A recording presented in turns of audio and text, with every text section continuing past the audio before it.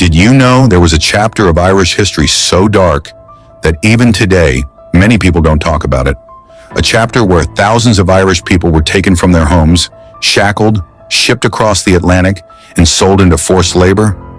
A chapter that sits in the shadows of empire, not equal to African chattel slavery, but still brutally real. In the mid-1600s, during Cromwell's conquest of Ireland, life became a factory of grief.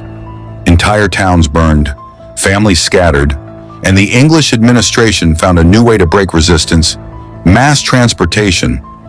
Between the 1640s and 1650s, around 50,000 Irish men, women, and even children were forcibly taken from their homes and shipped to the Caribbean, to places like Barbados, Jamaica, Montserrat, Antigua.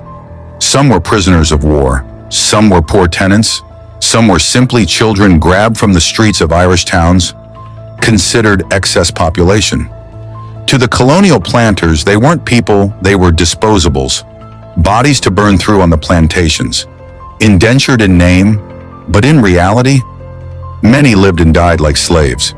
They were branded beaten, worked in the sugar fields from dawn to dusk under the same sun that killed countless African slaves.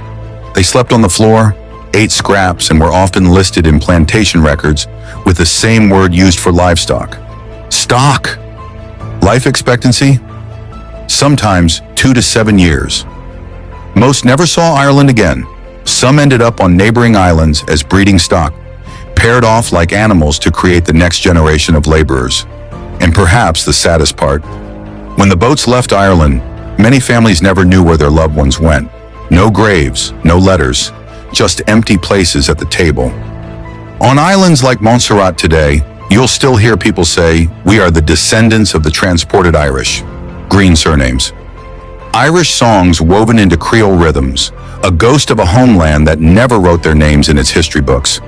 This story isn't told to compare suffering, it's told because pain has many chapters, and some were buried in silence for thousands of Irish who vanished across the sea.